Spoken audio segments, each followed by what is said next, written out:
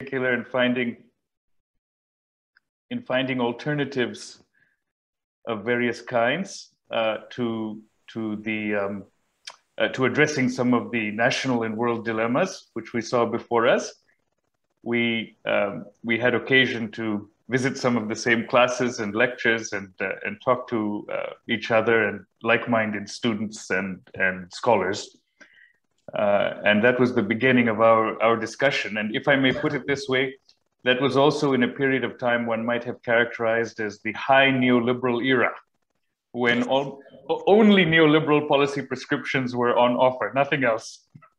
Certainly in the university we were in and in the place we were in, but more generally, I would say in the world, that was all that was on offer. And now things have evolved a little bit, quite a bit, maybe, some would say, certainly a little bit. So what is your recollection when you think of those days and you think of the present? How do you contrast them? That's right. Great question, Sanjay. Thank you for this one. I remember our occasions very well, including the presentation of your PhD, right. which was very refreshing because it was much more creative and innovative from the PhD presentations that I heard in law schools, for example, and also other departments. I wanted to go around as much as I can. But this was a very difficult intellectual period of time, because if you questioned like the premises of the neoclassical economics, of positivist legal thinking, of, this was the height of the power of the World Bank and of the IMF, and the prescriptions in coming either to Central and Eastern Europe or Latin America or elsewhere, they were so powerful. And if you ask if you doubt it, or if you have questions, you would be sometimes criticized, ridiculed. If you asked about the wisdom of, I don't know, ideas of privatization, the pension funds. If you remember, Estelle James was there, very strongly present. Or if you question the rapid pace of liberalization in some other areas, or lack of support for public services or collection of taxes, abilities to channel via domestic financial institutions, whatever you added to this dimension, you would be already, I think, kind of marginalized. So it was a very difficult period of time, and I think it dragged on for many years.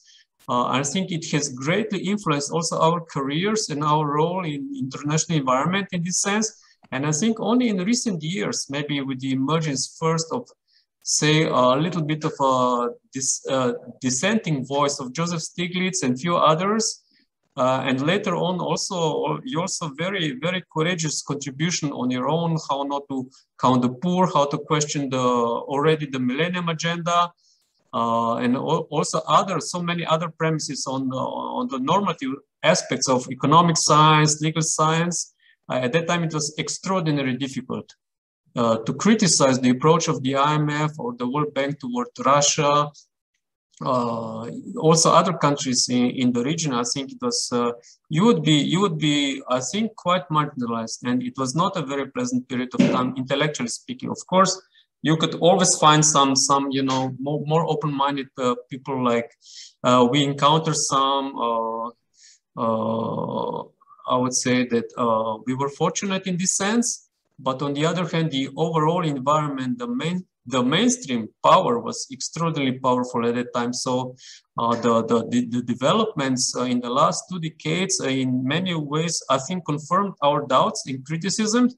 On the other hand, this is not very, I would say, comforting, because it could have been done in a much more creative, innovative ways. And even this turn from neoliberalism to neoconservatism in the United States, I think it was a kind of a logical step. And the use of power to how to exert, how to project your interests in other parts of the world, is just a lack of imagination and ideas. So in this sense, I would say it's a mixture of both. It's very rewarding on one personal intellectual level, but on the career or more structural, say, level that we share our interests and concerns on the level of global developments. This was not a very, very productive period of time, and it was a huge, I would say, struggle. intellectual, personal, from career perspective, and this would be my impressions and assessments from today's position where we are now. And we are still looking for more credible, more coherent alternatives, which are in so many aspects have been developed, but never completely endorsed or even allowed to be presented or confronted with the real proponents of global policies in economic, developmental, financial, trade, investment, and other aspects. So this is kind of my very short summary. I hope it doesn't sound too bitter, because not on the personal level, it was a fabulous period of time. A lot of very pleasant, very rewarding events on so many levels, but on this, say, global conceptual level, not a very bright period of our time there. What would you say? Thank you for that, Matjaz. You raised a number of important points, and one of them, and I think it's not bitter at all, but it's realistic, is to recognize that there is an individual price to be paid for swimming against the current, whichever way the current is going in a moment in time, historically speaking. And certainly people who were voices in the wilderness, not only ourselves, but as you say, the people we were associated with and we had learned from, who were vindicated by subsequent events. Were not only treated as such then, as voices in the wilderness, mocked, dismissed, marginalized, and so on, punished in certain ways. But I would argue many of those people have also continued to be treated as voices in the wilderness, which is unfortunate. Other voices have come up, which is a good thing. Yep. Of course, the conventional wisdom has moved a little bit, but there's still a struggle about what that conventional wisdom would be or should be. I'm reminded of Roberto Mangabeira Anger's concern, which you would recall, that change conventionally in societies appears to happen only as a result of crises. Yep. And one of his main preoccupations and questions in his scholarship and consideration of society was that of whether we could escape this trap and find a way for change to happen even outside of crises, and specifically before crises happen. Now, if one looks at the last 30 years and the way in which the neoliberal model somewhat predictably imploded, right? Not not predictable in its exact particulars, of course, but predictable in its broad contours. For instance, if we think about the 2008 crisis, and how, on the one hand, of course, the specificities were not predicted because many people had no idea about exactly what was happening in the financial market. Some people did and made remarkable predictions, and I think here well, particular figures that we can talk about later. But on the whole, what was understood was that financialization was leading to the prospect of larger and larger financial bubbles, perhaps global in scope, creating disruptions of a significant kind, and that these developments were also intimately connected with the increases in inequality that had emerged, and in particular had fueled those. I think that critique from the left, so to speak, but also from critical social science was available, but was largely ignored in order to celebrate financialization and the efficiencies that it supposedly brought about, and was entirely marginalized in mainstream departments.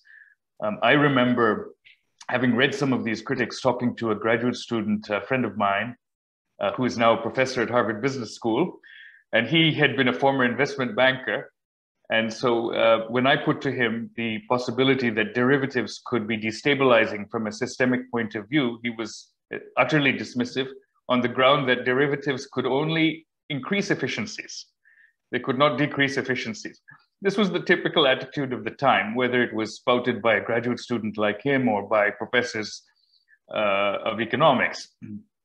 some of whom again are very famous and perennial contenders for the so-called Nobel Prize in Economics and so on. So I think all of this illustrates not just Roberto Mangabeira Ungar's thesis about the difficulty of bringing about change outside of crises, but also illustrates that social science is an ideological domain, which is not to say that it's independent of or free of disciplines from fact and reality, but there are some degrees of freedom as to how we represent the world, how we describe and understand the world, and that creates scope for the play of ideology and interests. And certainly economics and law are among the fields which are very much susceptible to these distortions. And again, Roberto, among others, have pointed this out, Roberto very explicitly, that law and political economy are two fields that, because they are close to power and needed in some sense in the wielding of power, are also especially the focus of these kinds of ideological deformations. One might add that there are other fields too. I think of international relations, for example. I know you're also concerned with international relations academically in Slovenia. That's another field which is close to power in the sense you would see some mobility of the people who teach international relations or study it, work on it between positions of power and positions of study. So in any such circumstance, naturally, there is a propensity to ideological distortion. And in certain times when the force of a reigning ideology is very strong, that can create the kind of experience which you rightly described. And of course, it should tell us that instead of our treating dissenting voices as unwelcome, so that they become like Cassandras who are ignored, instead we should be paying more heed to the dissenting voices at any moment in time. And we should really think about social science and law as fields in which the contestation of different voices and different perspectives is essential to the healthy conduct of scholarship and of analysis in these domains. Would you agree with that? Completely, Sanjay. First, very nice that you mentioned Roberto Unger, our common professor and also source of inspiration and encouragement. One of the most insightful and creative and imaginative scholar of social sciences at Harvard Law School. Also in practice, former Minister of Long-Term Strategic Development in Brazil, who tried to overcome from the peripheral world a lot of these deficiencies and structural impediments toward more inclusive and sustainable development in Brazil during the President Lula's government, and also trying to open up Brazil to more democratic, pluralistic developments, together with the support of Lula at that time, of course, who started with the Bolshoi Familia and other projects, and also trying to open up space for entrepreneurship of the so-called new middle class in Brazil to start catching up in a more innovative ways and more inclusive ways that were tried by the, say, Washington consensus approaches that didn't work in Brazil. So in this sense, it's always great just to listen to his experience and his wisdom, and also his caveats. He always wanted to say, look, we need to find alternative, coherent proposals and solutions in absence of crisis. We don't want, the world is not on a sustainable path of development. And also the United States are in problem, not only in superficial democratic level, but also institutional lack of imagination. And it creates so many distorting effects on so many segments of society that is being excluded from the benefits of globalization, from the benefits of the United States is the leading industrial power in the world. So he saw so many analogies between the inequalities of the United States is the most unequal leading industrial country in the world, and the inequalities in Brazil. So he saw a lot of analogies and also opportunities how to counteract, how to create the so-called anti-dualist economic and social policies. But he was also, I would say, rather marginalized already 20 years ago, and even today, although his classes are incredibly well attended. He can attract a lot of speakers to his classes, but I would say that his effect or impact beyond this, ivory tower it continues to be limited. And I think it is really surprising that even the earthquake of 2008 should be more seriously discussed by scholars, by experts in finance, by experts in economic development. But I think the lessons of 2008 were not taken sufficiently seriously. So even the aftermath, the post-2008 approach is rather a continuation of the previously flawed monetary, also fiscal, also tax policies, lack of other developmental policies. So I would say that this 2008 event was, I would say, really it is of huge structural importance.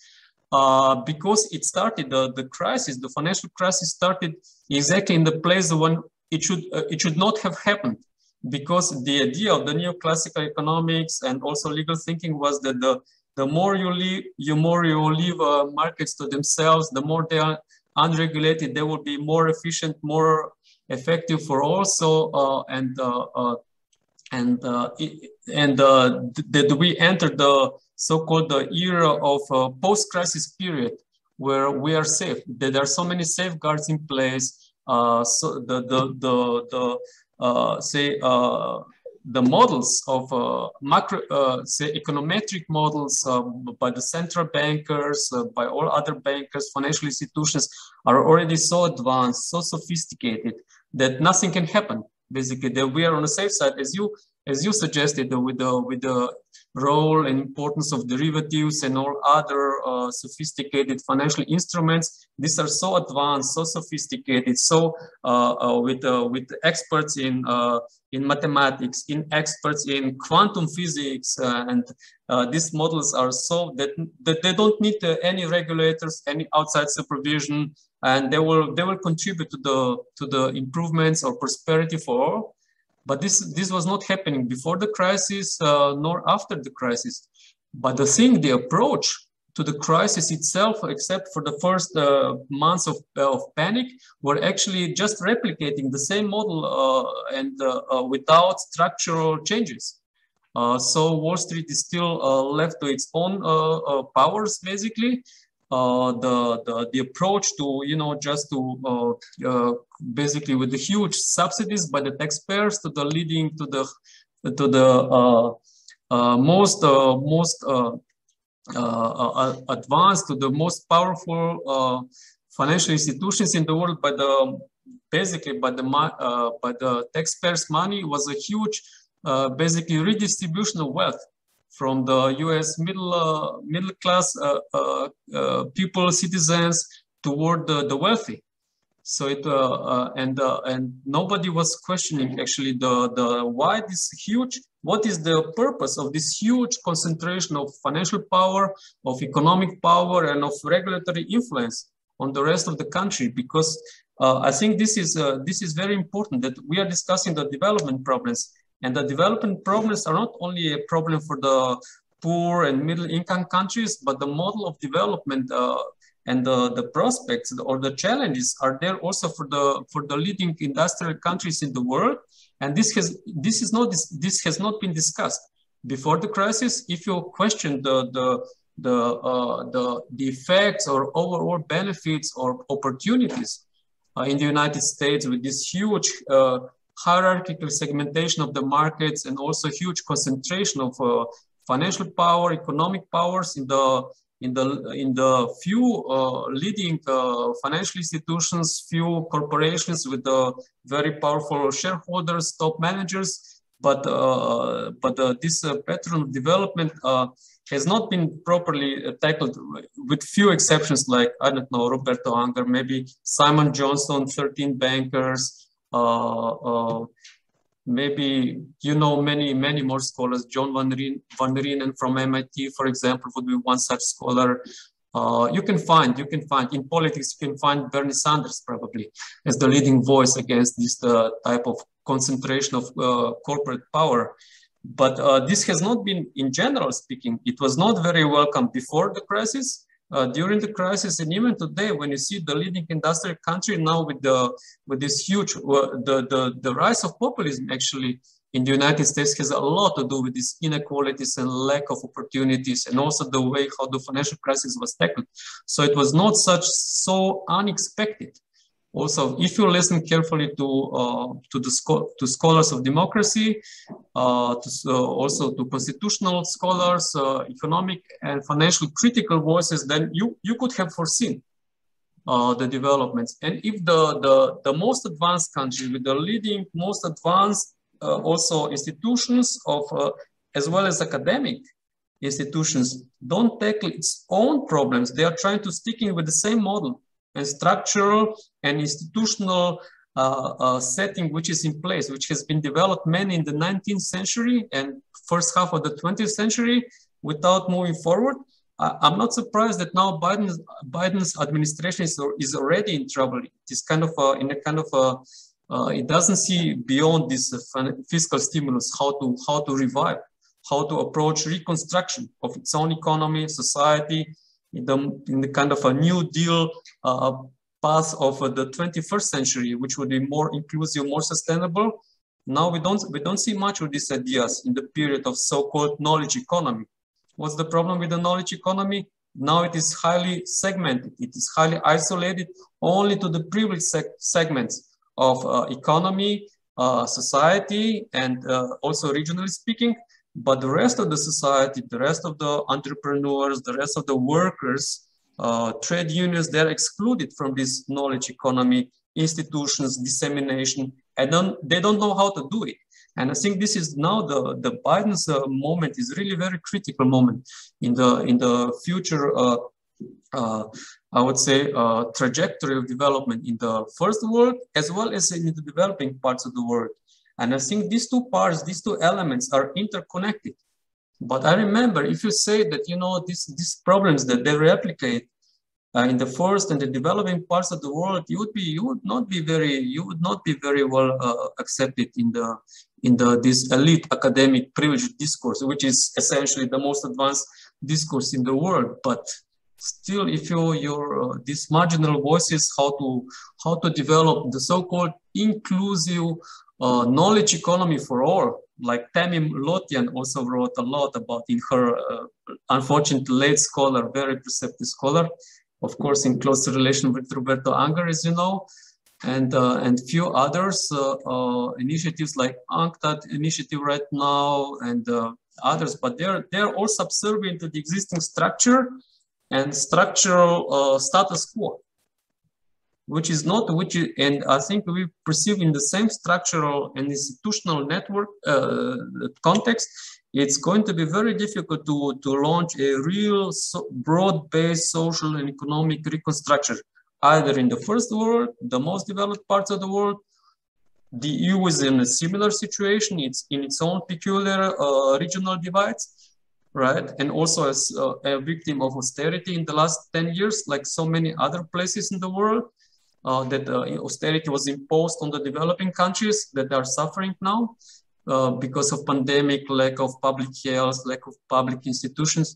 But we don't see beyond this. Sometimes maybe this national context or existing institutional framework is still so pervasive that I'm afraid that there is still not enough momentum, intellectual, academic, social, despite some initiatives here and there, that I don't see I don't see a coherent, say, international approach toward overcoming existing orthodoxy and approaching a more pluralistic, decentralized, sustainable developments as that we are hoping somehow to establish in the near future. And we are indeed, I think, running out of time. Matjaz, you've raised so many important issues. I can only agree with everything you've said. The rise of populist nationalism, right-wing populist nationalism in particular, in a number of countries, not least the United States, as you say, had its predictable and predicted elements, given that these countries, in fact, have ceased to be industrial. They've become post-industrial, which used to be a term which was celebrated.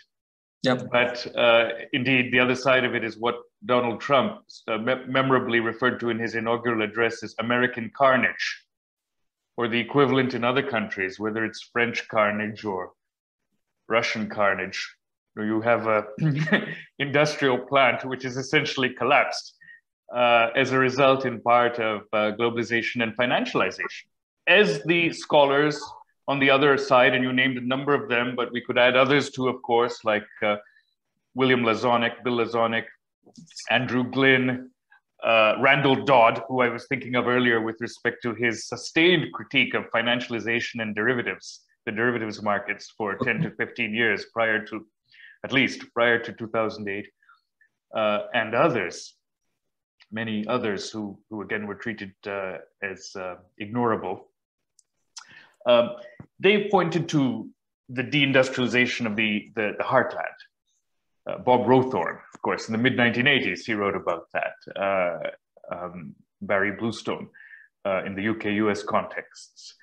And so it's not that there weren't signs and indeed considerable evidence, but it's that they were being read in a very, very different way by other people. The perpetual advisor to presidents, Larry Summers, the perpetual advisor, goes in and out of power, saying the same thing, more or less mildly revised, and with a few perhaps provisos added, depending on the latest developments. So now, for example, Larry Summers can be sometimes seen to be advocating for macroprudential regulation, as it's called, which you referred to, the idea that the regulators, with all of their wisdom, will foresee and deal with the next crisis. But I don't think you'll see him saying that the model of financialization and globalization, as it was narrowly understood previously, was conceptually wrong, because that would be to engage in a self-criticism, to have an active self-awareness and to engage in a self-criticism, which is much deeper. And here, by the way, Larry Summers is not a person in my reckoning, it's a metaphor. Yep. When I speak of Larry Summers, it's quote Larry Summers, unquote. It's a metaphor for a particular kind of a figure, right, who occupies certain stations within the national and international domain. Of being a sort of complacent kind of a advisor, whose messages comport with the requirements of maintaining a certain status quo. And so, as you say, the deeper lessons have not been learned. Now, if we again indulge a little bit in recollection, or in go back to down memory lane and think about what was important in your region and in other regions too, what were the important debates in the 1990s? Of course, the former communist countries were concerned with what would be their and should be their future and how it should evolve. And you remember that the word which was used at that time to discuss that set of debates concerned transition. Yep. And that used to always puzzle me, this concept of transition. We don't use that word anymore quite so much. But what did we mean by transition? Well, the very idea of transition, as it was deployed, certainly, involved the conception of going from one thing to another thing, as if that other thing to which one was going was clear, the telos, the destination, as if it was clear what it was. Hence the idea of transition. And as you say, the World Bank, IMF, and others produced reams of reports. Some of our friends at institutions like LSE and Harvard produced reams of reports and engaged in a lot of highly paid junkets and produced a lot of books on what would be the content of the transition. And then the question became not almost never that of what would be or should be the destination. It was merely a question of how to get there. So, for instance, sequencing of reforms versus a jump. Jeffrey Sachs wrote a book, Poland's Jump to the Market Economy, you recall. So should it be gradual, or should there be a jump? And if it is gradual, should there be some specific logic of sequencing of reforms that should be adopted? But the question was never that of what should be the final outcome. And I would say, happily, for some of the countries, former communist countries, in particular, those in Eastern Europe, because the EU was an alternative center of power and influence as compared to the United States, there was some moderation of the message, in the sense that the no-holds-barred neoliberal utopia of labor markets, for example, was, I would say, not fully adopted in most of the countries, not fully adopted, because there was some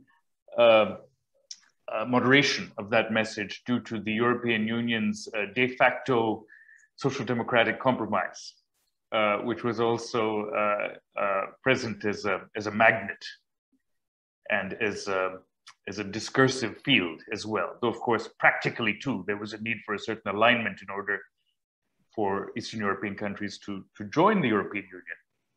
So as a consequence, I mean, some of the, again, Wild West aspects of neoliberalism, which the Economist newspaper, as it likes to call itself, might have recommended in 1995, those were not quite adopted in much of Eastern Europe in exactly the same way. But nowadays, even the Economist has changed its tune. Again, you won't hear a mea culpa. You won't hear a description of how the analysis went wrong and what can be learned from the analysis having gone wrong about social science and about commentary. But you will see some evolution of the positions which are expressed.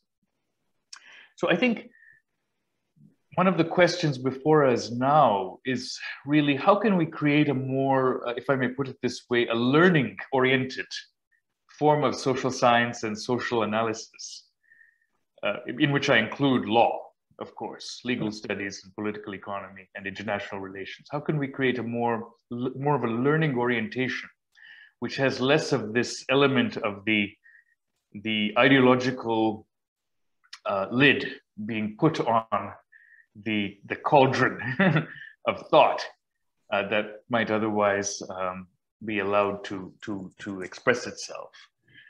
And I just want to note that you mentioned to the United States as having a quote, an advanced academia. And in one sense, it's true. In another sense, it's clearly not true for the reasons we were describing. And I think one of the points for us to consider is that ideological production involves quantity as well as quality. When you have the World Bank and the IMF or whoever else, right, who are at the commanding heights of certain type of discourse, policy discourse, and more fundamental intellectual discourse about questions too, then the sheer number of reports that they produce, which are also propagated through various means, becomes influential. You gave the example of Estelle James, a name I haven't heard for a long time, but in regard to pension reform. That's an instance, right, where we heard this notion of three-pillar pension reform, you might recall, over and over and over again, the Chilean pension reform, which was supposedly so successful, being propagandized through innumerable organs, and report after report being produced about the alleged superiority of this model. Now, when you have that quantity of ideological production and you don't have very much on the other side, so to speak, you don't have the conscious creation of diverse sites and the fueling, the fostering, the supporting of diverse sites of production of ideas, it then becomes an uphill battle. You may remember, Matjaz, that Roberto Unger and Julian Tsui wrote an article called "The Really New Bretton Woods," which was about World Bank and IMF and how the traditional Bretton Woods model could and should be reformed. Mm-hmm. And they had in mind precisely to create multiple centers of power. Now, some people might look around the world and see the New Development Bank or the BRICS Bank or the the traditional regional banks and their growing importance and say, we do have the really new Bretton Woods. But I would say, no, we don't quite have that yet. I'm sorry to say, because we don't really have, among other things, the development of multiple sites for ideas generation, which could really represent a diversity of thought, which reflects the diversity of circumstances in the world too. And I think we still need to very much more consciously invest in that. Yes, great, Sanjay. Yes, I remember the really new Bretton Woods book very well. I read it, I think, several times. Professor Jiwan Tsui from Tsinghua, he wrote on the need to establish kind of a international bankruptcy system according to the International Chapter 11 at that time. He thought how the countries should be relieved from the excessive debts in order to have some kind of global or international clearing mechanisms in order not to create too many financial imbalances created by the post-Bretton Woods system. So this was very thoughtful, and I don't think it was very elaborated ever since, although the idea of placing SDRs are still circling or practicing, but in its very limited ways, as we know. So this is one of the issues that has never been tackled sufficiently, the so-called global monetary imbalances. Roberto Angers is talking about global monetary anarchy because of mismatch between the central banks of the greater powers. But let me remind us a little bit about the period of transition, because in Central Europe, maybe our students have not heard about this because it's a little bit in the past. But one of the things we were constantly told in Central and Eastern Europe is that we have to dismantle our welfare states because they are premature. We cannot afford them. So first we have to basically go back to the beginning of our developments, develop market economy, have only residual welfare states, forget about too generous health system, too generous pension systems, too generous social welfare networks that were all established in the past, right, before the transition occurred. In the entire Central and Eastern Europe, it highly developed social welfare systems, and say a general level of equality and certain level of industrial development at that time. But we were constantly told by the say all the international institutions, including the EU, that this is premature.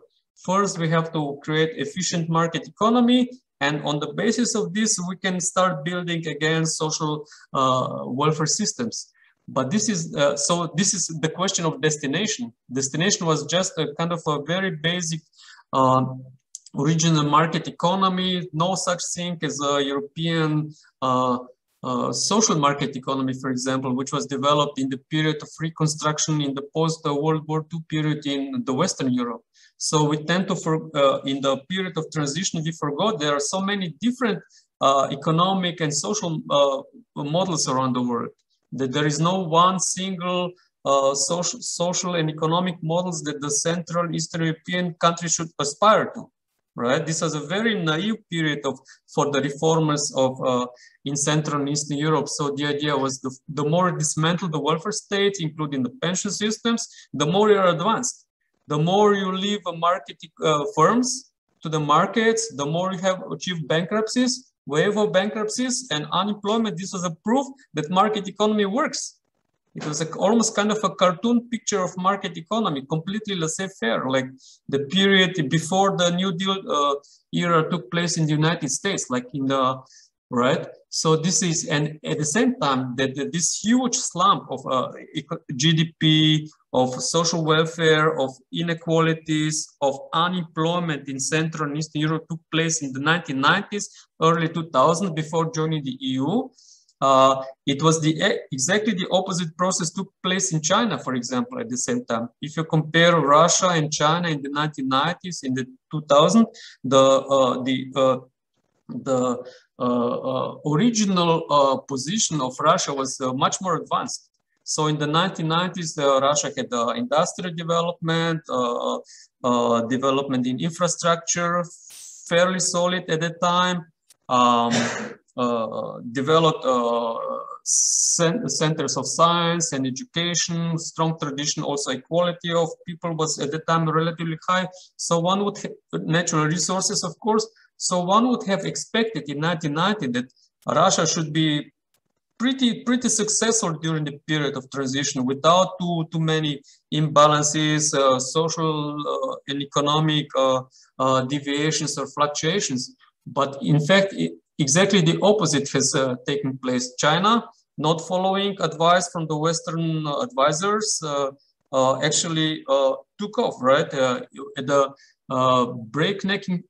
neck-breaking speed during the 1990s and 2000 by developing their rural areas, creating in the 1990s very innovative township village enterprises that allowed or supported rural entrepreneurial developments. They were very inclusive, very innovative ways how to develop local communities. Not only in the coastal areas of China, but especially on the mainland, right? China, it was more balanced, probably the period of development in China in the 1990s than it is today. Maybe there are even in China some forgotten lessons from their own successes. But if you compare the transition in Central and Eastern Europe, Latin America, and China, China succeeded by doing everything wrong, according to the prescriptions of the Western academics and Western institutions. So I'm not defending the Chinese model as the best possible right now. It has its own also inbuilt problems. No countries in the world, no system in the world right now is very innovative, very inclusive. I think they all lack kind of Roberto would say they all suffer from a lack of institutional ideas and structural and institutional ideas. So even in China, there are huge inequalities, imbalances right now. We see this, and many other accumulated problems. But if you compare the developments in China in the last 20, 30 years and the developments in Eastern Europe, you could see the differences, right? So policies matter, institutions matter, ideas matter a great deal. And they can improve, they can contribute to the more inclusive, more sustainable developments, or the other way around. And this is, I think this is very important lessons from transition. Institutions matter, policies matter, participation matter. And it's not surprised, I'm not so surprised, like everybody today is very critical about these so-called illiberal democracies in Eastern Europe. But I think they all have roots in this flawed development of transition, dismantling of the welfare states, exclusion. We have to all, from East Germany to Poland to Hungary, we just have to privatize, we just have to open up laissez-faire economics. Government has nothing to do in running economies. Welfare states are premature. There is not much, there is no such element as an advanced industrial policy, which is now coming back in the first world. But if you 20 years ago, if you mentioned that we need to develop some kind of industrial policies in Eastern Europe or Central Europe, you would be completely, you know, isolated and outmaneuvered anyway. No roles for trade unions, no roles. So you just create just kind of a gigantic precarious workers effect of the EU is kind of create a semi-skilled, semi-paid or relatively low-paid, very disciplined labor in Central and Eastern Europe. And this is where the backlash, I think, social culture is coming from, not from the ideas of migrations and others, because I think this only came after this already emerged discontent. So I think transition is very important. Nobody really, not that many scholars really understand this flawed concept of development. This is why I asked last week, is there a new model of development consensus, right?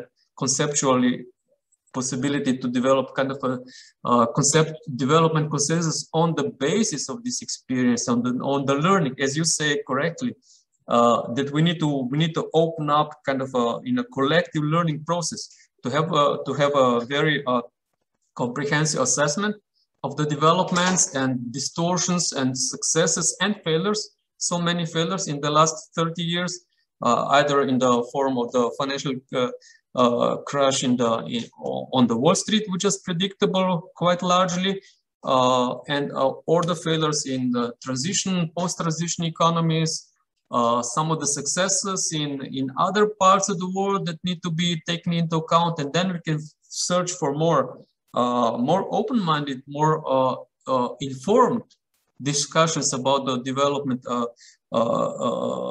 conceptual redefinition that would be necessary for the modern knowledge economy in either developed or developing parts of the world. But this is still surprisingly, I think it's still not very advanced. This is my sense, but maybe you have better insights. You have much better access to the more privileged discourse. So we would like to hear from you, Sanjay, if you are more optimistic, if you see more elements of hope and initiatives that are emerging either in the leading academic circles or maybe developing parts of the world. I'm sure there must be more informed, more enlightened initiatives in all over the world, but they are very poorly connected, and the exchange is rather limited. So maybe there are some simmering underneath, but we somehow cannot create this more coherent space for real learning process and improvements from where we are right now. Matjaz, I think you used a very good word just now, simmering. There are some discontents and associated innovative ideas that are bubbling up here and there, but whether they do more than bubbling up and rise to a level where they can be really helpful in guiding alternative thinking, in particular about institutional proposals of one kind or another that could lead us in slightly different or maybe largely different even in certain cases directions. This I think is far less clear. In the chat, one of the students, I believe, Vladimir Kratky, has mentioned that there has been a kind of mea culpa moment at the IMF about faults of the neoliberal agenda, and he has sent a link. Now, I happen to know the authors of that particular piece, at least two of them, and I could tell you about their experience. I won't name their names, but you have it in the chat.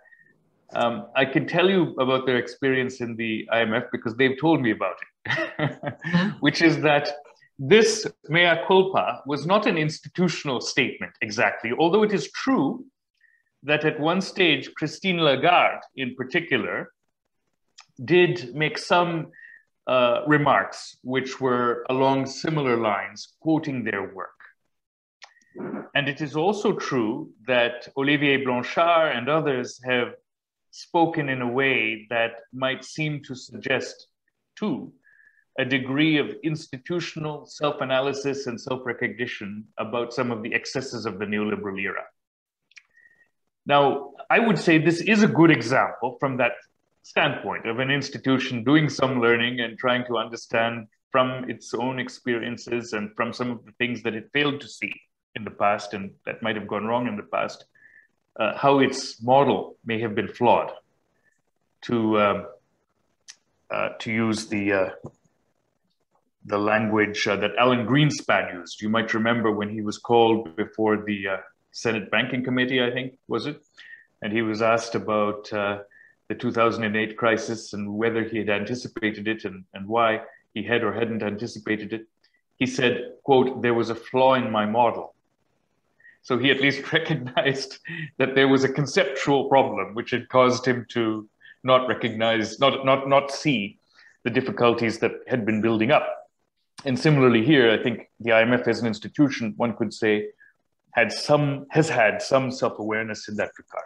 That having been said, I think it would be, unfortunately, it would be not correct that this is an institution-wide self-recognition which has really changed the practices of the institution. This is something confined not only to the research department, but to particular individuals within the research department who are not actually in the research department anymore. And you can draw your own conclusions about that, what might have happened there. But it's very much a certain strand, let's say, in the IMF's thinking, and not to be interpreted as the IMF's official view. So I think that that's an important corrective. People look at the fact that the IMF today has been writing on, has allowed its stamp to be given to writings of the kind which were shared in the chat, which seem to show some criticality toward neoliberal policy prescriptions. In fact, the piece that was circulated explicitly uses the word neoliberalism. And the authors told me there were some aftershocks, some reverberations of their explicitly using the word neoliberalism within the fund. So we have to understand that in a moment of the current nature, when there are fissures that have opened up, those fissures are often within institutions, as well as in the world at large. And the mere fact that today one might see voices in a place like the IMF, which used to be the guardian of orthodoxy, which are critical, does not tell us that the critics have won the day.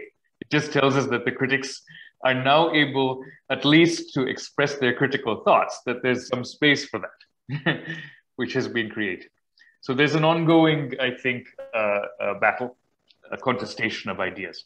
Let me give another example, one which I know less well, but it's very interesting. Just this week, I happen to have come across, and you may know about this person, Matjaz, a legal scholar, Sol Omarova, who is a collaborator of Bob Hockett, at Cornell Law School. Oh, that's right, her appointment you're thinking about. That's right, that's right. I came to know that she's been appointed to a position, senior position in the US, concerned with financial supervision. Yes. For which she requires some congressional approval. And her appointment has come to be controversial, in part for not so good reasons, which have to do with her background in Kazakhstan and the fact that she had an undergraduate degree or something of that kind from Moscow State University, where she wrote a paper on Marx. Well, I have an undergraduate degree from a university where I wrote a paper on Marx, and probably anybody who's been educated in economics or law or politics has written a paper on Marx at some point in their life. So that may not be such a good, whether critical or not, that may not be such a good reason for opposing her appointment. But one of the things that I saw, which was quite interesting in the news reports, was that some of those who are opposed to her appointment have said that they consider her proposal with Bob Hockett, I understand, for citizens to have direct accounts in the Federal Reserve or in the central bank to be a radical left-wing proposal. Now, why it is radically left-wing to allow entities other than commercial banks and those otherwise privileged to have accounts with the central bank, in effect, to democratize, to broaden, to pluralize the access to the central bank. Why that is a radical left-wing proposal, it's not very clear, because of course, many libertarians and Austrians are very opposed to monopolies, and in particular, those which are enforced by the state.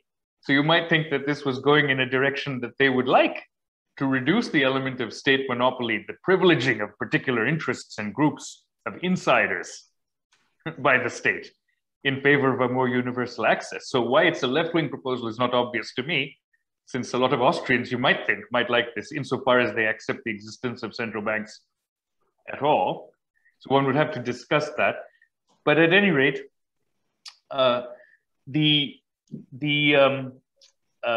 person, the senator or congressman who who was quoted in the news article as being critical of her appointment, said, "How does a person even think this stuff up?"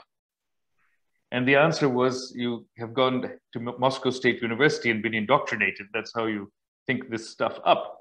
But of course, Bob Hockett, whom possibly we both know, Matjaz, who's a good American product from the American South, actually, has not been to Moscow State University, and he also thought this stuff up. So why is it that they're thinking this stuff up? Well, not because it's communist necessarily, but because they're interested in institutional alternatives and pluralizing. As I said, it's not even obvious it's left wing. You could be an Austrian and embrace this proposal. But they want to populate the space of the discussion, the debate, with more alternatives. And I would say it's a very interesting proposal to think about and to consider. Whether I am for it or I am against it, and why, I would have to think about. I don't know the answer to that. I haven't thought about it deeply enough. I have some initial instincts and inclinations, maybe. But it precisely requires some type of analysis in order to evaluate what would be the possible costs and benefits of such a proposal, and what roads it might open up for future innovations beyond that, and so forth. And I think what Roberto has been talking about, and others in his line of thinking, is the need to combat status quoism in how we conceptualize our alternatives. In other words, let's go beyond thinking about what he has called in some of his work the pianissimo of institutional reform, right? The question of whether some particular minor regulation should be slightly different, which is the everyday stuff of politics. Let's go beyond that pianissimo, and let's consider some of the possibilities which are larger. Right? Yeah, fully agree.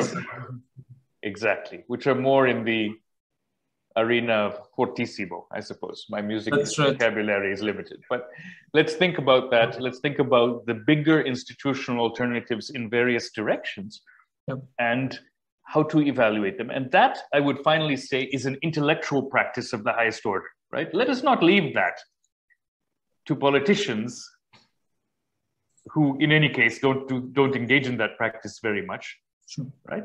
Let's not leave that only to the occasional prophet who emerges from somewhere. Again, I'm borrowing Roberto's vocabulary. But let's also, as professors and as students, make this part of our intellectual discipline, right? The discipline of uniting imagination and reason in a way that is fruitful, in which imagination is disciplined by reason and reason is fueled by imagination, right? Which is not to say that anything goes. It's not to say that one can or should be outlandish, not at all, right?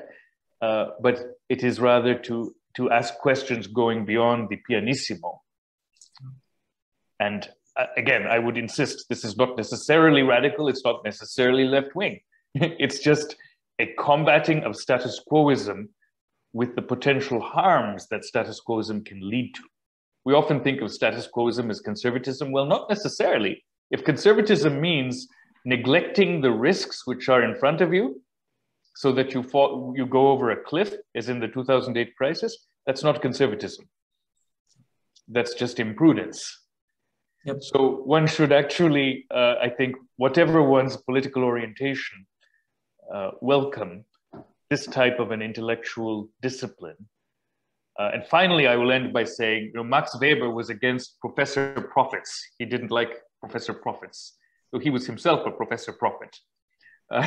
He was railing against those German professors of his time who he thought were not actually disciplined thinkers, but simply traded in their visions, alternative visions, as I understand it. Well, I think we need a bit more prophecy in the professoriate, right? Even if we also need, we very much need reason to discipline imagination, which is its own, as I mentioned, practice. That's right. We need both. But let me use these opportunities of your valuable presence and your proposals for alternative institutional ideas and imagination also to engage our students. So maybe some of our students would like to engage or some enter the discussion or ask some questions now that we have this? Absolutely. And let me just mention, I'm very sorry, Matjaz, that I took us a little bit off the path we had planned. We had planned to talk about some of the articles you'd circulated and some of the issues related to global development and to conceptualizing and measuring deprivations in the world, as well as thinking of policies to address them. But maybe the discussion we had is still useful, and we can shift that discussion maybe to the next class or bring it in during the course of the rest of today's class.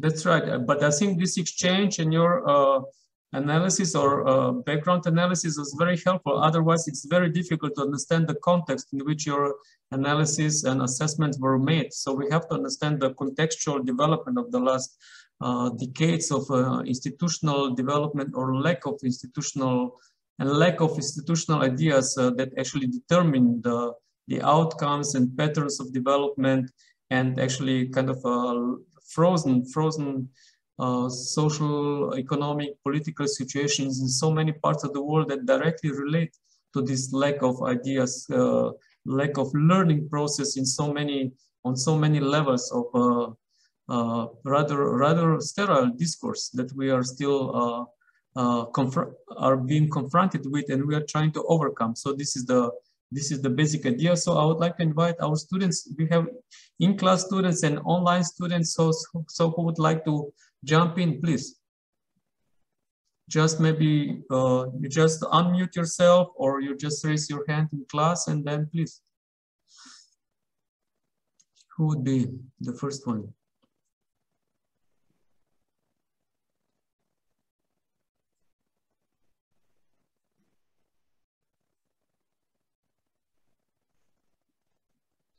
Some of you have already post some questions in the chat, but you can freely speak up. Don't hesitate.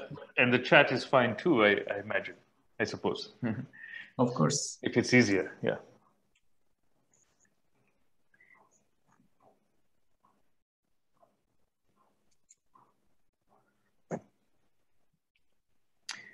Let me just comment on what Vladimir had posted earlier, just one more thought on that. I am told that the IMF's operational departments have really not changed their practices that much, but there's some debate about that because, for instance, IMF conditionalities, as we used to understand the term, which is to say the demands which the IMF makes of borrowing countries in return for lending them funds, used to be almost entirely about what we would have thought of as neoliberal policy prescriptions. Classically, of course, having to do with such things as devaluation and liberalization of product and financial markets and so on. But over time, they also evolved to include such things as conditionalities about the judiciary, about, for instance, how it would handle or treat certain kinds of cases as to do with insolvency and bankruptcy, for example. These kinds of institutional questions also became part of IMF conditionality. And more recently, in the last decade or more, the IMF has even started to adopt social conditionalities. And to the ears or eyes of some of us, it's a little bit surprising that it's the IMF which is demanding of countries that they must spend a certain minimum quantity on health or on education. So the IMF is setting a floor rather than a ceiling. And of course, in the past, they just didn't speak of these issues. So conditionalities are evolving in ways that I think also suggest some of the softening of the boundaries. And I think it's important for us who have been critics to recognize this. Even if we think that an institution such as the IMF plays a certain systemic role in upholding, let's say, a kind of global privatist order, sometimes thought of as capitalism. At the same time, that doesn't mean that it's always and everywhere a puppet or a predictable kind of an actor, and that it doesn't embody certain contradictions, as I noted, that maybe it's also trying to address certain longer-term systemic logics, and maybe there are also some genuine impulses that are entering into the institution to further some other kind of a vision of the world. Maybe there are conflicts about those, but maybe they also exist, right? And so I think we should recognize that. Otherwise, we can also fall into a trap of caricaturing, which is in no one's interest. No, I completely agree. We have to be very nuanced and very objective in our analysis, and to see some of the shifts that are there. Chief Economist Gita Gopinath is certainly one of the such changes. Of course, one is the leadership level, one is the managerial level, and the country specific level of orientation. But I think still some conceptual premises there are still, I think, very, very questionable. Like you mentioned, the rule of law idea and judiciary, but this is still very superficial. First, it's incredibly difficult to develop in developing countries to develop high quality judiciary, for example. It requires a lot of education and also abilities how to handle like these cases of bankruptcy in this adverse environment, which, you know, one thing is to run bankruptcies in a highly liquid, highly competitive markets. Another thing is to run bankruptcies, to be a bankruptcy judge or liquidator in the developing countries, when you have to make a decision which companies are potentially viable, which are not. Nobody will teach you this, right? So for this, for example, you need to have a very sophisticated judiciary, court practice, huge public trust at home, not international, but primarily at home, from your business environment, from the workers, from creditors. And how to develop this, you have to have this more endogenous approach, which can be always local specific. But if you don't have a defined industrial policy, which creates certain measures or criteria, which companies, which firms are potentially viable, which are not. If you don't have overall liquidity of the banking sector, for example, the bankruptcies will behave completely differently. So, and then the rule of law is not some abstract like concept like market economy. It is very substantive, and it can be applied differently in different contexts, right? But if you don't have a context of pro-development overall policies, patterns of education, patterns of support for entrepreneurs, then if you can do this very mechanically, and you have a very mechanic rule of law approach and very mechanic bankruptcy procedures that can maybe drive out of the market some potentially viable firms. So you have to have also then support centers for entrepreneurs, for access to capital, for access to technologies. So only then it would make sense to run kind of a more sophisticated bankruptcy policies. Without all these elements, I think this idea of empowering or enhancing judiciary is rather empty.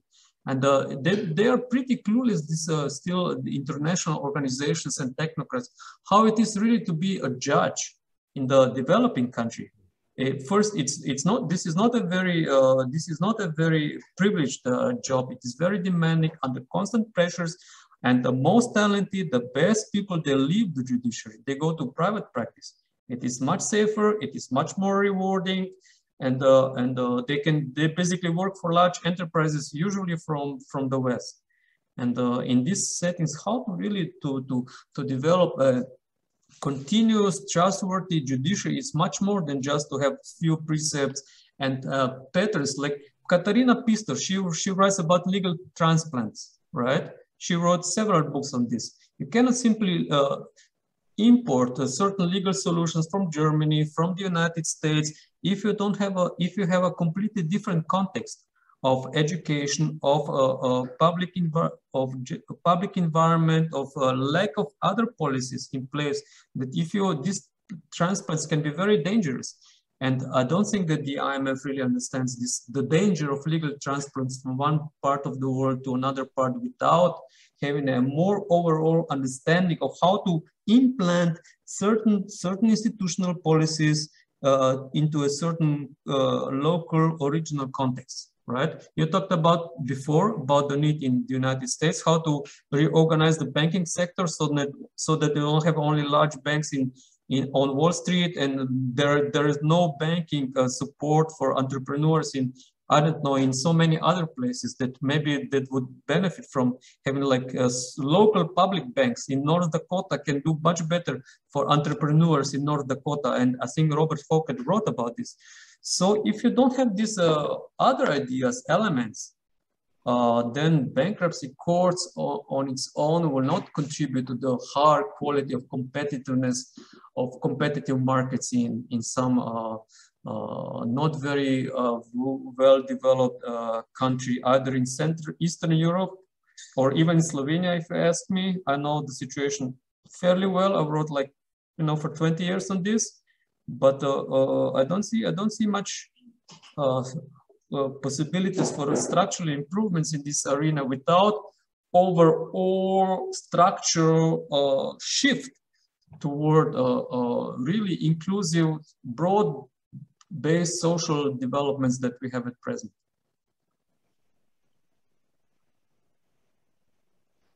Very interesting, Matjaz. Absolutely. From an economist standpoint, one way to think about what you've just described, the inappropriateness of transferring a certain understanding of the bankruptcy regime to other contexts, transplanting it, to use the word you used, drawing on Katarina Pistor, is in terms of what economists call the theory of the second best, which is that, as you know, that if there is one deviation from perfection or the perfect environment, then that may make it necessary to have another deviation in order to improve upon things, rather than to adopt an approach which seeks to be as close to what you imagine to be the perfect as possible, without taking account of the existence of the deviation in the that existed in the first place. And to make this very specific, as you point out, if there are very poor financial markets or very weak entrepreneurial environments, so there are not other actors who can step into the breach when a firm goes bankrupt to buy its assets or to manage the enterprise and to make it viable, to create social value as a result, then imposing bankruptcy on a firm could generate enormous social costs without there being any possibility of recovering the productive value of those assets or keeping the people who are working there working, ensuring that certain societal functions which were being served by that enterprise continue to be served. And so one might want to have something like an investment fund, for instance, which plays a central role in the case of bankruptcy proceedings, to enter and provide some of that finance, the managerial or entrepreneurial expertise, and so on. Or maybe have more than one investment fund which is tasked with such an activity. That's just an example, but there could be many ways. You're much more of an expert in that particular area, of course, than I am at all. I'm just an interloper. But there could be many more ways of thinking about what a viable bankruptcy regime or regime of addressing industrial sickness would be in such situations. I wanted to just take this opportunity to mention the Doing Business Indicators Index, which, as you know, and the students I'm sure know, has been very much in the news in the last few weeks. I'm sure the students are aware of the pressure on Kristalina Georgieva at the IMF because of her supposed role in shaping, maybe manipulating the Doing Business Indicators. And there were also accusations, of course, against her predecessor at the World Bank for doing that too, Jim Kim. And it's been very interesting to see the reactions which have emerged from various quarters about this. But without getting into the details, the specifics there, suffice it to say that the Doing Business Indicators project was based upon the notion of best practices, right? Which is another way of talking about having a single model with a presumed optimality, right? Where every country is thought to be better off to the extent it goes up specific a specific ladder of improvement for each and every policy dimension, which exists for each and every policy dimension. So the theory of the second best doesn't figure there at all. It cannot figure because each of the dimensions is independent. So there's no possible scope for the theory of the second best. It's assumed that a country is doing better if it's doing better in any one of the dimensions, policy dimensions, which are being measured and employed in the index. So that's, I think, a conceptual point to note at the outset. In addition to, of course, there being substantive disagreements that are possible about what is the optimum, right? Especially insofar as the optimum may be different in different contexts for past-dependent historical reasons. So, or other reasons. So, including, I should say, values. There could be diversity and pluralism of values, something we don't often recognize, but there could be, right? Labor markets, for example. How we regulate labor markets clearly is something that could be influenced by distinct societal values. And it seems as if it's too much of a strong arm move to say, you know, all labor market regulation must be of a certain kind, given that diversity of societal values, which might exist as well, right? Now, the World Bank has been forced to drop doing business indicators because of the recent scandals about alleged manipulation.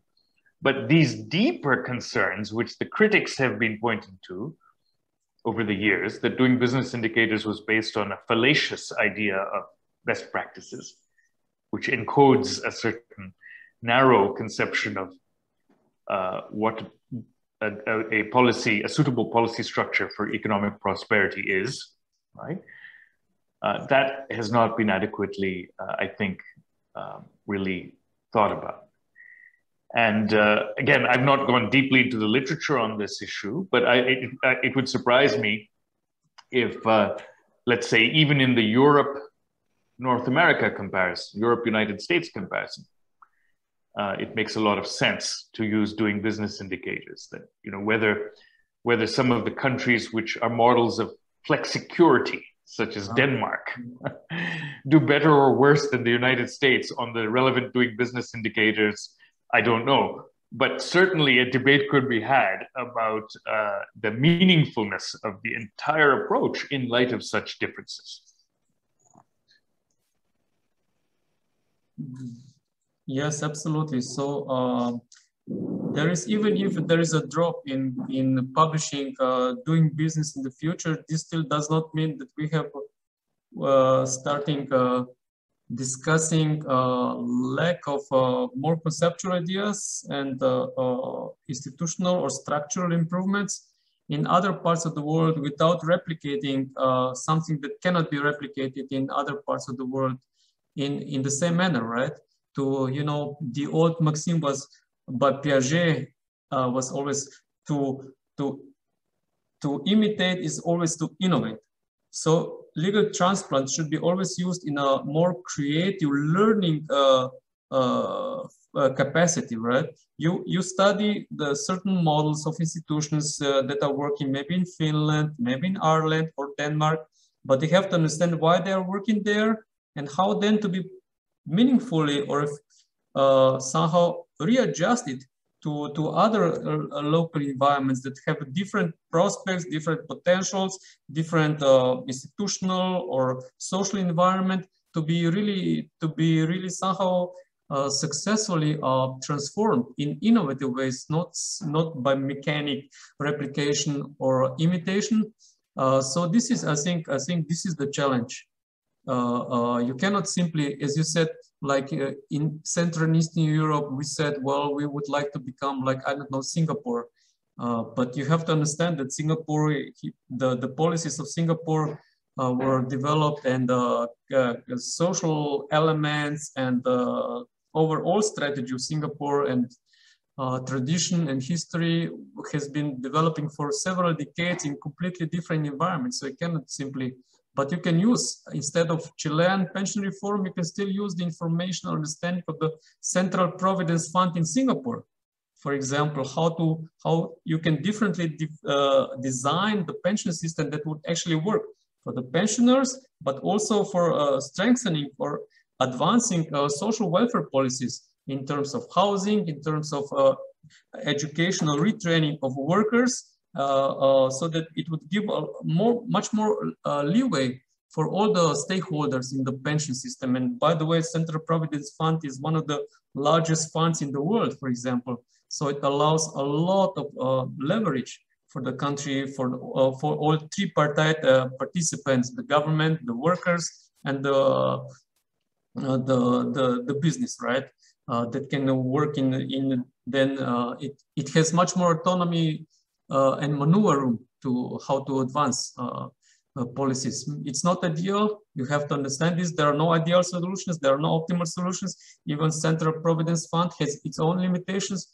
But I would argue that it's comparatively more interesting example than the privatization of pension funds according to the Chilean system, which created some kind of capital markets dynamism, but I think in a very questionable ways that actually work more mainly for the fund managers of those privatized pension funds more than for the savers themselves. So you have to be very, very cautious. And yes, we need to have more open ideas, more progressive ideas in terms of inclusive development, like financing. You mentioned some other, like public venture funds, for example, decentralized local public venture funds in combination with support centers, training centers for small companies, young entrepreneurs, for startups can be developed. And this sometimes this doesn't cost a lot of money. Sometimes this can be rather cheap, but you have also organizational capabilities and ideas how to reorganize your market economy to open up opportunities. It's not always about, you know, just requiring all the changes or structural improvements require huge funding. Sometimes this is not true. China in 1979 started with extremely poor conditions, with no external support except for the diaspora. But it has, you know, succeeded by relying on its own resources and ideas at that time. And we need to look, and this is what the World Bank doesn't do because of the orthodox approach. They don't want to recognize alternative solutions that may work in some places. Why not recognize that township village enterprises can be? Maybe they are not legally the same model of definitions that we in the West know about the property rights, property liability, but they can be a very effective tool and very innovative tool in other contexts. But this has never been recognized, sometimes even by the Chinese leaders themselves. Maybe it's forgotten lesson. And we have so many more lessons that are not simply appreciated or identified. They're not even on the radar of these international institutions of orthodoxy and the mainstream also academic thinking, which is still very, very burdened with this lack of alternative possibilities that maybe they can provide more for local people. And even judiciary, I'm afraid that doing business was there, basically lawyers, public officials, they were there mainly to protect or to defend foreign investments and foreign large companies. Not so much like improving or supporting endogenous local developments and prospects. So when they say we need to improve judiciary and rule of law, I'm very hesitant before I would really buy into this this mechanism. It's not, I'm not saying that we shouldn't. If we sign up to international rules, I'm a lawyer, and we approach, I don't know, if we make investment agreements, although I'm not sure that they are very on equal basis, but you know, we have to obey the rules. I'm not saying that we have to question this. As a lawyer, I would always say that we have to, you know, if we have investment agreements, even though it is not beneficial for our own domestic development, we have to follow it, right? But before we do this, we have to always look for also domestic capabilities, capacities, in order, you know, I think it is this idea by Tamilotian and also Roberto Unger. Yes, globalization is good, foreign capital is good. The less we need foreign capital, the less we depend on foreign capital, the more welcome it is. So we have to improve our own domestic institutions, capabilities of development, abilities to raise domestic potential. So we become on more equal basis of negotiations, of transactions, and then the rule of law would have a different meaning. And globalization also, because it would be like kind of a more active globalization. So it's going to be globalization on our terms, not on the terms of the multinational companies and the interest of the, advocated by the international organizations, and a very specific orthodox rule of law approach. So this is, I think, that my maybe thinking right now. And yes, I would still encourage maybe students, if not today, then think more about this exchange with Sanjay. I think very valuable until next week. And then we use this opportunity also for to offer you to engage and to exchange, because this is going to be your future, your world. We have done what we have done, right, Sanjay? We fought our struggles for many years. So now it's the next generation slowly coming, hopefully. Yes, well, maybe not completely done yet, but indeed, let's hope. We would like to link hands, with across generations too. That's right. I'm always for cross-generational agreements, and coalitions must be created on a cross generational and cross all kinds of boundaries if you want to have more enlightened international coalitions to take. Yes, please. Yeah, I just can you hear our student? If he could speak up a little, that's great. That would be great. Yeah. Maybe you can come here to replace me. Sure, but I didn't want to ask a question per se right now. I just wanted to know I can hear. An email so that we can forward our questions. You can just email me, and then I will collect emails, questions, and then I will share this. I will share questions. That's fine. Yeah, and if there are questions in the chat now, that's fine. Or later on, we can take them up and discuss them in the next class. That's also fine. Fantastic. Yeah. Any other intervention right now from online students or in-class students? So we will open up our, maybe we can, yes, I will open up email exchanges, and maybe in our e-classroom, I will open up a forum so that maybe you can contribute there, and then we can collect some of the questions if you are not really willing right now, or you were maybe a little bit caught in surprise, right? Because we are encouraging alternative ideas, structural improvements. We are not here to teach you how the world doesn't work. We want to look for that's right. many imaginative ideas, right? Absolutely. Absolutely. I think I would just like to underline that this is an intellectual practice, right? It's not just a type of being a malcontent or a discontented person. It's an intellectual practice, indeed an essential intellectual practice. Because even if one believed that the world as it existed was optimal, how would one go about demonstrating its optimality? Through comparison with alternatives, right? And sometimes one sees that people do this. They say, look at the terrible things that happened in the name of socialism or communism, for instance. There's a French author who produced something called the Black Book of Communism, as you know.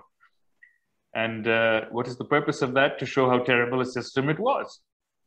Right, in his view. So that's comparison. That's the intellectual exercise of comparison of systems. To say, here's one system, here's another system, that other system was bad, by way of contrast to this system, right? That's just a gross example, a macro example. But obviously, when it's talking about something more specific, such as, say, the bankruptcy regime, all sorts of other questions open up, because we're not talking about necessarily only about gross contrasts of that kind, but as Matjaz said, much more nuanced questions about the different kinds of institutional orders, legal systems, and so on that could exist. And then we have to ask, well, what would be the implications of having one or another, for which we can draw on evidence, maybe, if there is some empirical evidence based on cross-country comparison or historical comparisons, or maybe we can try to use some counterfactual analysis. Statistical analysis, such as regression exercises, for example, are really counterfactual exercises very often, in the sense that they're trying to extrapolate from whatever evidential basis we have to a what if. But ultimately, we also employ other kinds of intellectual disciplines and grounds in order to do counterfactual analysis, asking questions of reasoning as well as judgment, to do with, or to attempt to answer the question of what should be expected if a certain thing were done, right? And so all of this is an intellectual practice. We don't always think of it as such. It has to be theorized as such and thought of as such, but it's an intellectual practice. And I would suggest it's an intellectual practice of a high order, which is generally discounted and dismissed in the social sciences because we tend to focus on what is, not what can be. What can be is viewed as somebody else's territory. But in fact, it can only be illuminated through a disciplined intellectual framework of some kind, allied with imagination, of course. It's a programmatic approach. Indeed, indeed. Matjaz, you mentioned investment funds, local investment funds, and how they can be perhaps fairly inexpensive ways of trying to bring about a certain thing, right? What is that thing? More decentralized distributed ownership, for instance. You wrote about this excellent article, yes. You showed alternatives. And I understand Slovenia was considered at least to be an example of that. As is much of Southern Europe, much of peripheral Europe, in fact, had less concentrated and more decentralized, small-scale distributed production in a number of cases. I mean, Italy is a good example, as compared with even, let's say, the UK, right, where you have a lot more small enterprises. Retail commerce, for instance, historically, has been much more in the hands of small shops than large ones, as I understand it. And, you know, there tend to be more family-owned businesses, for example, and so on. Obviously, that originated in some ecology. There were certain historical conditions. There was an enabling environment. Cooperative banking, for example, played an important role in that, which was regional and localized. But all of that's under pressure, severe pressure, even now. So if we were to ask the question, how would one try to sustain that or to build that? Then something like the local investment funds, which Matjaz pointed to, might play a role, right? Or we may think of certain kinds of banking mandates or whatever else.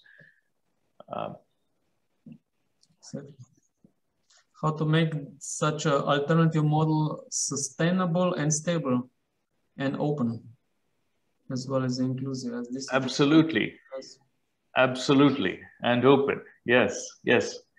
Yes, and so if I may be very little bit personal again, since we started in a personal vein, we can also perhaps move toward a personal vein as the class has evolved. I do sometimes find myself very discontented with the gross discussions, the very macro discussions that we have about left and right, because I think there is very little value in counterposing state against market. We have to, or other such gross and macro caricatures of the contrast between left and right. We really have to think very hard about these specificities in a way that will in fact disrupt that contrast.